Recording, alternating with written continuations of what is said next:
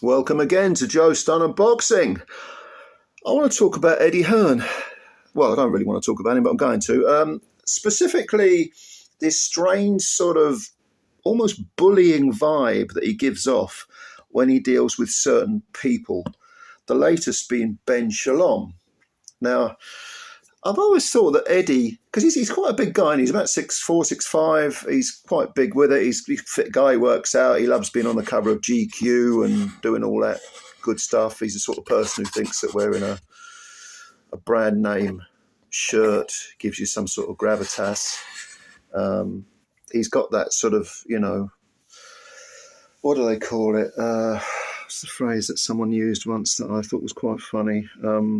Metrosexual. He's got that vibe to him. He thinks he's a businessman. He drives a roller and all that crap.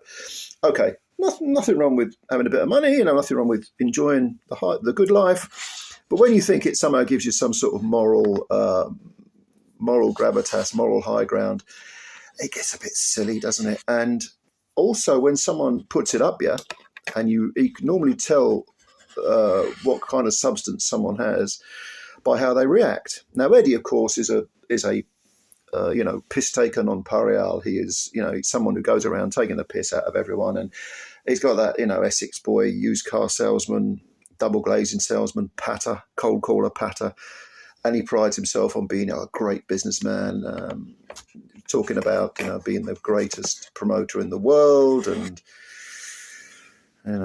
well, we could go into one here about how Queensberry have sort of usurped Matchroom now that Frank, or ever since Frank got in with the excellent turkey. But I've always thought Eddie has got a vibe of someone who likes, if he doesn't quite get his own way or he thinks someone's kicking back, he'll get quite nasty.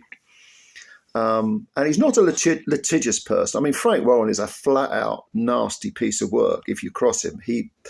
But Frank comes from a very modest background. There were some people that he used to hang around with who were, or people from his background who did not necessarily do everything according to the letter of the law, shall we say.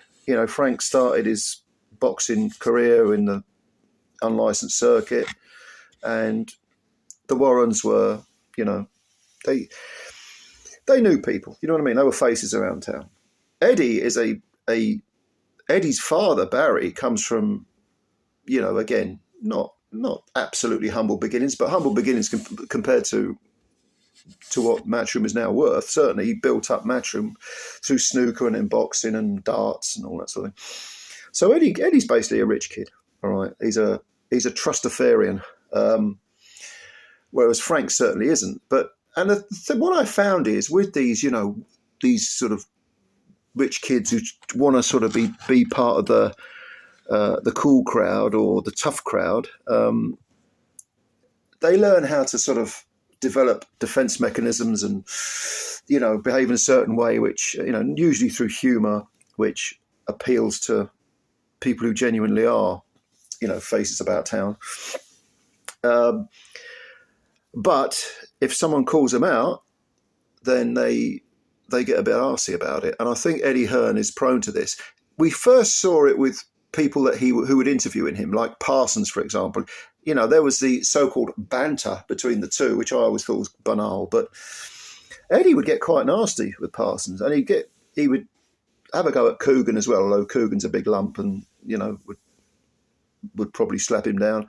And whenever I come across anyone like this, I normally just let it slide. If people want to take the piss, you take the piss, you fill your boots. It doesn't really mean a great deal to me. But then I'm an older guy. Someone like Parsons is a young fella, and he might take umbrage with that sort of thing. Now, Ben Shalom, Eddie never misses a chance to have a go at Ben Shalom. And Ben Shalom is a fair bit younger than Eddie. He must be about 15 years younger, roughly, than Eddie Hearn. So he's easy to kind of bully. Eddie, don't forget now, he's in his mid-40s, I think. 44, 45, something like that. And he constantly slaps down Ben. Now, Ben, God knows Ben's taken enough flack over the last few years because of, the fact that the Sky deal he hasn't always delivered, and he hasn't always appeared to know exactly. He hasn't always appeared to make the right decisions. But when you consider that he was in his late 20s when he got that Sky deal, what did people expect? Did they think he was going to suddenly float in with this massive platform, spend the money wisely? No, it was going to be a massive learning curve for him. And so it's proven. But of course, that leaves him wide open to being absolutely battered by his rivals or potential rivals, which would be Frank Warren, who's just about old enough to be Ben's grandfather, and Eddie Hearn, who's almost old enough to be his dad. So Ben, inevitably, he was going to be the whipping boy. But when it comes to actually doing business with Ben has always been very sort of gregarious towards Eddie, even though he's said things. He normally takes the sort of mature role, whereas Eddie is the one constantly prodding and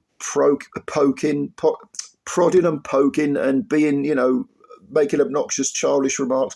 Ben, who's 15 years younger, is the one who tries to keep things civilized.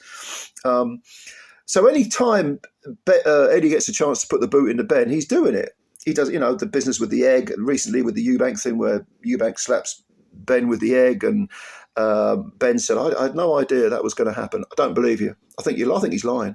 If you believe that, you're a dog, like Eddie actually gives a damn, really. I mean, talk about promotion.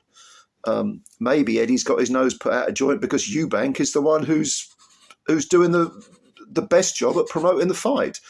And also Eddie doesn't like the fact whenever Ben during the press conferences has mentioned, the failed PED tests. But it's interesting that Eddie Hearn has very little to say to Chris Eubank unless Chris Eubank Jr. confronts him, and then he's forced to say something. And in fact, Eddie has been, over the last two press conferences, Eubank Jr. has slapped down Eddie, not even let him speak, which for someone with Eddie's ego, for someone who prides himself on being centre stage, who, the old cliche about if he was a bar of chocolate, he'd eat himself, that's not going to sit well with Eddie. Eddie's not going to be happy about being slapped down by any fighter, least of all someone who openly says, I don't like you, if I think you're a scumbag. And no, you're not going to speak on my show, okay? He's not going to like that. But if he had the Frank Warren mentality, he'd go straight at Eubank, because that's what Frank Warren did. Frank Warren was like, I'm suing you. Oh, you're nothing but, I'm paraphrasing, but he thinks he's a little prick. This jumped up little prick. I've sued you once. I'm going to sue you again. And he's open about it. He goes straight for the jugular. Eddie Hearn hasn't done that. Eddie Hearn has picked on little Ben Shalom, who happens to be Eubank's promoter. And Ben says one thing, Eddie says the other. And Ben doesn't roll over individual points, when it comes to negotiation. Eddie, you said this, you did this. What do you this is the way it is. Eddie's like, no, you don't let me talk. No, you're lying. No. Ben has used the word lying too. He said that that's a lie, another lie. But when it comes to post-press conference, all Eddie can do is go after Ben. Very, very little words are fired Chris Eubank Jr.'s way, unless someone asks him, what do you think of Eubank Jr. not letting you talk in the press conference? What do you think of this? Then, of course, he has to answer. But when it comes to actually firing your ammunition and picking on someone, it's Ben Shalom, a man who is still a relatively inexperienced promoter, at least at that level, a guy who hasn't allowed Eddie or Frank or anyone else to manipulate him, a guy who's a lot younger. He's an easier target. And Chris Eubank Jr. is older than his promoter. He's about 4 years older than Ben Shalom, 3-4 years older. But he won't roll over for anyone. He's a proper fighting man, and he's proven that even though he himself comes from a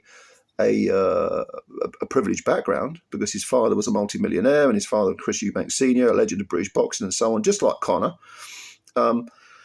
Chris Eubank Jr., I think, and to a lesser extent also Conor Ben, I think these are the people that Eddie would like to have been, because as good as a promoter as he is, and he is a very good promoter, I think he would really like to have been a fighter. But despite the fact he's a big guy, he works out, he has that image, not necessarily reality, but the image. I think there's a part of him that thinks, God, I wish I could have done that. I wish I could I wish I could have been like Chris Eubank Jr. I wish I could have been, I wish I could have done what Conor Benn's doing. That would be great, wouldn't it? But he doesn't quite have the minerals when it comes to taking on, I don't mean physically, but verbally taking on the people that he knows are going to give him a genuine fight. So I think Eddie is stung far worse than he likes people to believe. I think that when someone puts it on him, he does get quite offended, and he talks a lot of shite a lot of the time anyway, but I think he does feel this is not the way it should be. I'm supposed to be in charge. I'm supposed to be centre stage. It's an ego thing. There's an element of narcissism there, which you get within business. If you've had any dealings with any kind of businessman, they all like to project an image. You only get to see the real person, whether they've actually got some substance beneath them, beneath the veneer, when you put it on them. When you say, actually, no, I don't agree with that. No, this is the way I want it. It's kind of like with job interviews. I mean, I've been for more job interviews than I can even hope to count. But my attitude was always, I'm interviewing you. You're not just interviewing me. This is a two-way thing. So I would ask them questions. And it was always interesting to see the reaction of the people who were supposed to be interviewing you when you reverse the tables, because then you would see the real person.